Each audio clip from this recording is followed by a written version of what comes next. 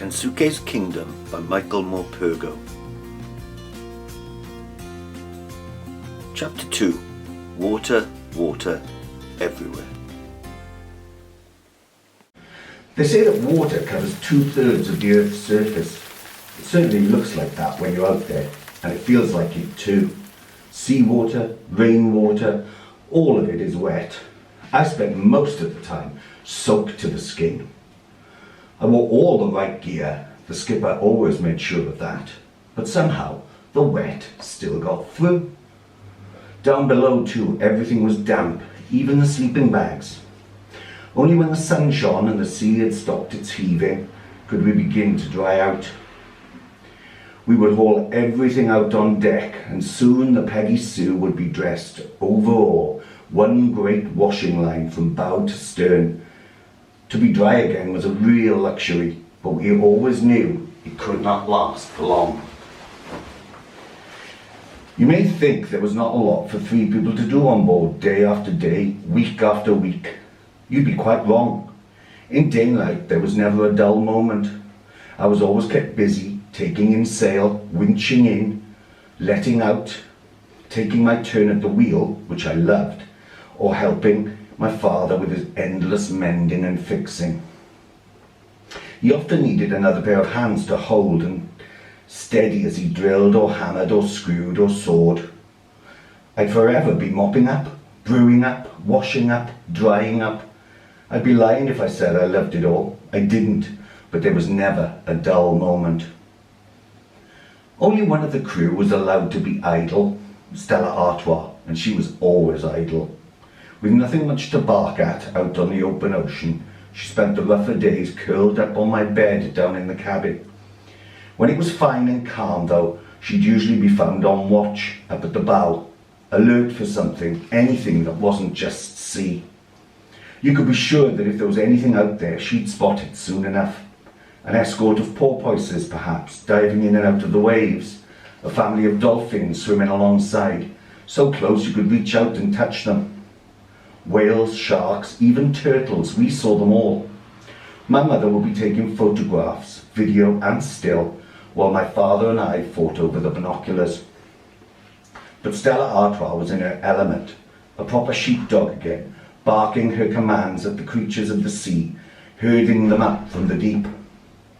Annoying though she could be, she would bring her smelly wetness with her everywhere. We never once regretted bringing her along with us. She was our greatest comfort.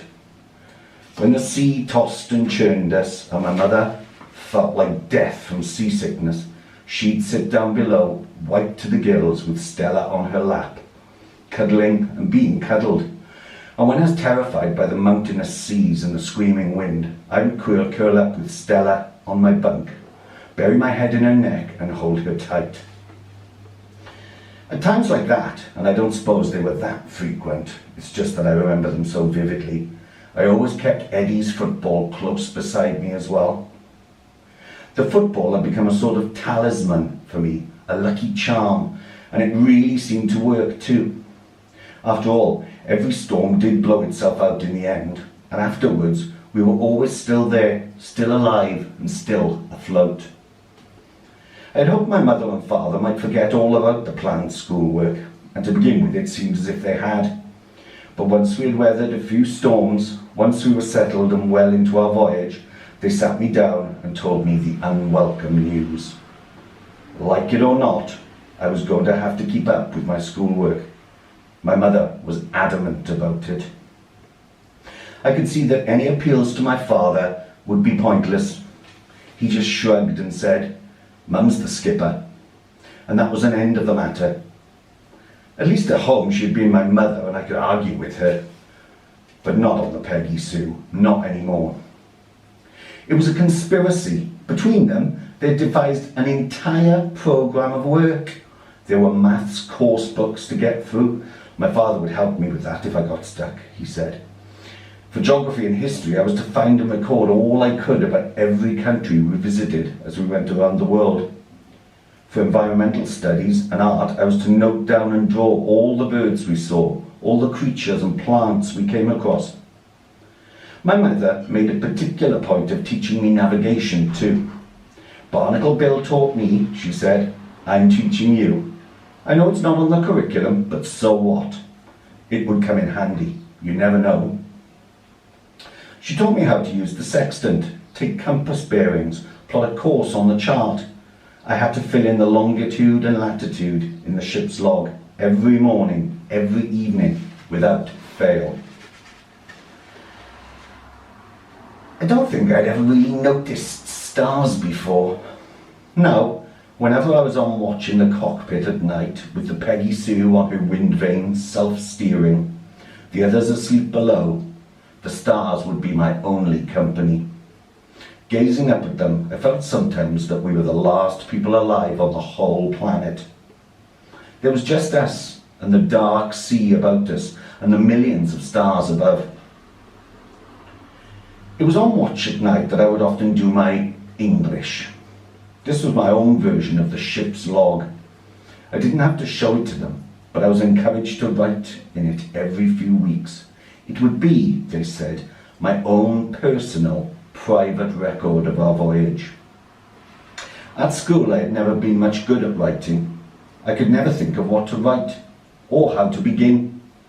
But on the Peggy Sue I found I could open up my log and just write.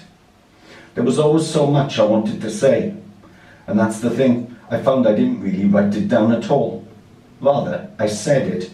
I spoke it from my head, down my arm, through my fingers and my pencil, and onto the page. And that's how it reads to me now, all these years later, just like me talking. I'm looking at my log now. The paper is a bit crinkled, and the pages are yellowed with age. My scribbly writing is a little faded, but it's mostly quite legible.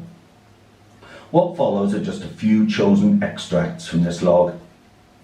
The entries are quite short, but they tell the tale. This is how I recorded our great journey. This is how it was for an 11-year-old boy as we rode the wide oceans of the world on board the Peggy Sue.